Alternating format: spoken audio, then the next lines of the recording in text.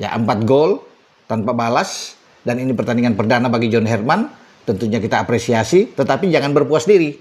Ya, jangan terlalu bereforia untuk pertandingan pertama, karena Saint Kitts memang kita di atas jauh.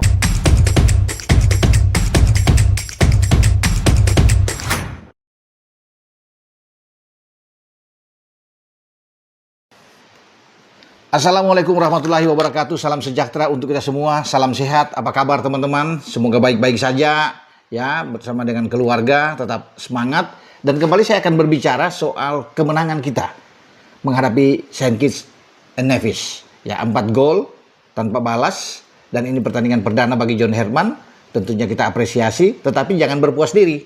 Ya, jangan terlalu bereforia untuk pertandingan pertama, karena Saint Kitts memang kita di atas jauh. Apalagi kemarin kita dukungan luar biasa di GBK, dan juga secara kualitas pemain kita di atas Saint Kitts. Ya, kita hanya dapat tekanan mungkin di 15 menit awal, tapi setelah itu kita menguasai semua, apalagi dengan adanya gol dari Beckham Putra.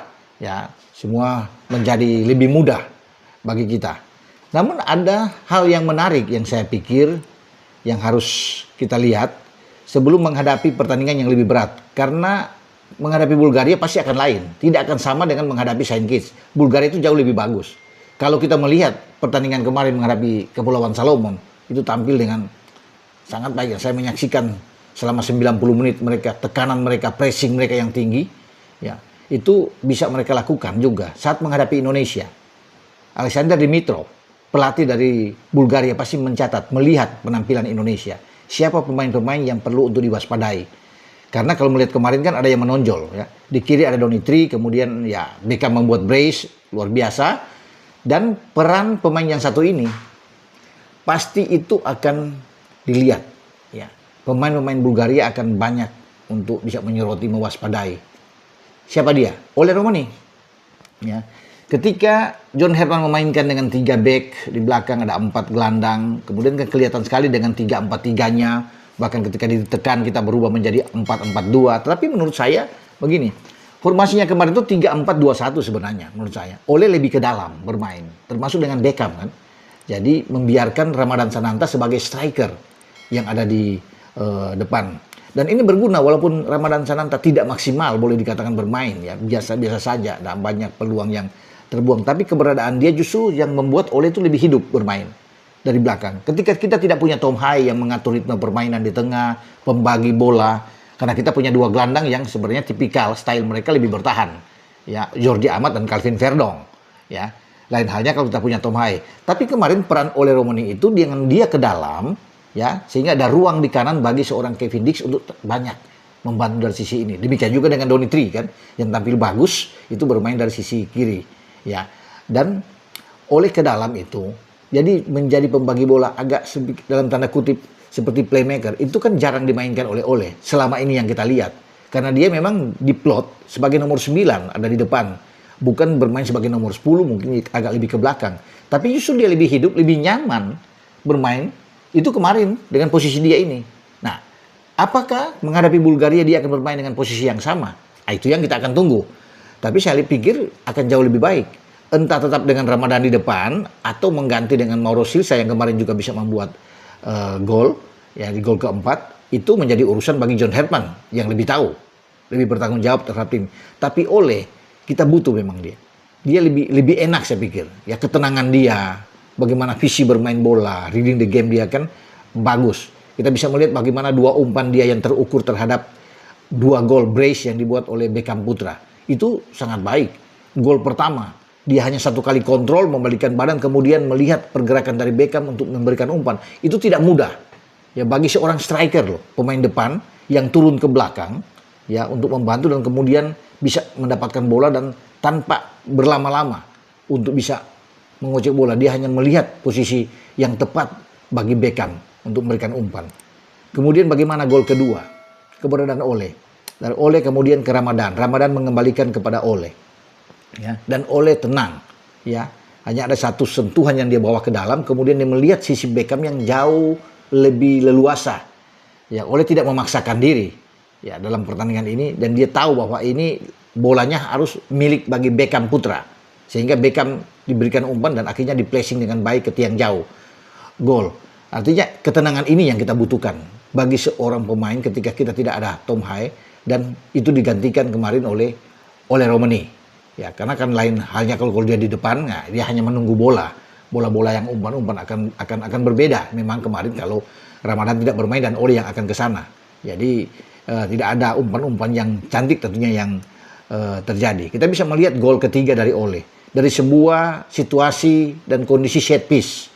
Ya, terjadi dia menanduk bola mengena badan dari pemain Saint Kitts, ya, kemudian dia di tengah kerumunan banyak pemain, kalau bukan pemain yang punya insting naluri yang kuat dalam mencetak gol, ya ketenangan itu akan sulit. Karena banyak pemainnya ada di depan, tapi ketika bola mental lagi jatuh ke kaki dia tenang sekali melihat ini dan kemudian melepaskan tembakan untuk menjadikan gol. Gol ketiga dia di GBK setelah Bahrain dan Cina dan penalti kita tahu, yang seluruhnya 4 gol karena 1 gol dia buat di Sydney. Ketika pada bulan Maret itu kita menghadapi Australia dan kalah dengan 5-1. Oleh lah menjadi satu-satunya gol dia dan gol pertama dia di timnas. Tapi di GBK seperti bersahabat dengan dia. Ya, stadion kebanggaan ini membuat Ole berada dengan 3 gol di stadion ini. Itu yang menjadi saya pikir pembeda pertandingan semalam dengan penampilan Ole yang lebih ke belakang. Saya pikir ini perlu dipertahankan juga kalau bisa melihat ya dengan cara bermain seperti ini. Karena kalau Ole bermain sebagai nomor 9 di lawan Bulgaria, udah pasti dia akan dibuat mati kutu, tidak akan berkembang karena pasti dikawal dengan ketat oleh pemain-pemain belakang Bulgaria itu yang sangat disiplin, sangat kuat di dalam berduel. Tapi kalau Ole bermain lebih ke belakang, lebih enak buat dia. Wah, ini setiap ada kesempatan dia akan masuk untuk membuat gol. Setiap ada kesempatan dia masuk untuk memberikan assist. Nah, saya pikir ini menjadi bahan evaluasi dari John Herdman. Komposisi pemain pasti akan berbeda. Ya, di taktiknya pasti akan berbeda dengan ditampilkan saat menghadapi Saint Kitts. Kalau Saint Kitts kemarin kan kita bisa melihat selain ada Calvin Verdon dan Jordi Amat di tengah, ya, kemudian di belakang Elkan Bagot untuk pertama kali berpasangan dengan Jai Ises. Kalau dengan Rido kan sudah oke. Nah, ini perlu juga karena kemarin itu tidak ada ujian khusus buat mereka bertiga mendapat tekanan dari pemain-pemain Saint Kitts sehingga lebih enak kelihatan bermain, ya. Tapi kalau lawan Bulgaria pasti tekanan itu ada dan mereka akan bekerja keras, ya, termasuk oleh Elkan Bagot, ya. Untuk penampilan pertama dia oke, sebelum ditarik keluar, tetapi harus ditingkatkan ya untuk kerjasama karena harus ada chemistry yang harus didapatkan. Memang wajar baru pertama dengan Jaisyah. Semoga ini menjadi sesuatu yang memotivasi Elkan tampil lebih oke lagi, lebih baik di pertandingan berikut yang lebih menantang. Bulgaria yang secara peringkat ada di atas kita juga. Makanya kita akan tunggu John Herdman akan memainkan seperti apa. Dengan 3 back lagi atau flat. Atau mengembalikan Calvin Verdon bermain di kiri. Berarti kalau dia bermain di kiri, Doni akan menjadi cadangan. Karena Doni kita tahu bermain bagus kemarin.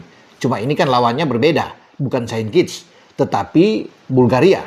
Sehingga apakah ini Verdon akan kembali, kemudian di tengah itu Jordi mungkin akan di bangku cadangan. Karena Joe Pelupesi akan masuk di sana.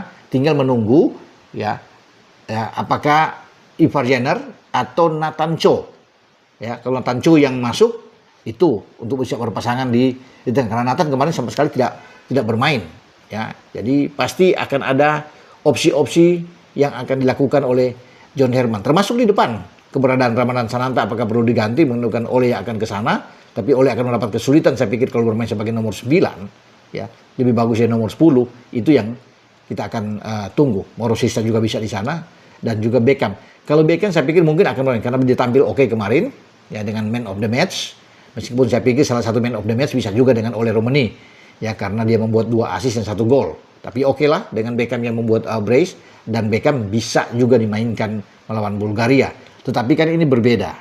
Lini belakang Bulgaria tidak seperti lini belakang dari Saint Kitts yang gampang diterobos, masuk agak longgar, ya. Mereka itu kalau lihat kemarin itu sangat disiplin sekali, sangat rapat bermain dan menyusahkan bagi pemain-pemain Salomon, walaupun ada 2 gol dari Salomon, tapi kelihatan ya bagaimana tingkat percaya diri pemain-pemain Bulgaria yang baik. Semoga kita dengan kemenangan ini akan menjadi sesuatu yang baik untuk pertandingan berikut ya. Bagaimana debut yang bagus dari John Herdman dan kita bisa clean sheet. Semoga melawan Bulgaria kita bisa menang dan kita menjadi juara di turnamen mini FIFA Series yang berlangsung di GBK. Itu menjadi harapan kita semua ya. Jadi sekali lagi pemain harus sekarang memikirkan Bulgaria, fokus ke Bulgaria, melupakan pertandingan euforia kemarin saat menang melawan Saint Kitts. Karena kalau bilang dari hasil, kita pasti akan menang melawan Saint Kitts ya kemarin. Ya tinggal bagaimana tentunya mereka akan melihat cara seperti apa yang akan dilakukan oleh seorang John Herman. Dan John Herman sudah melalui pertandingan pertama dengan bagus. Tinggal ujian sesungguhnya Bulgaria di depan mata. Tetap kita dukung terus timnas kita yang memberikan support untuk timnas untuk terus bisa berlari dengan kencang dan terbang tinggi di tahun 2026 ini. Dengan saya Bung Ropan berbicara. Ciao.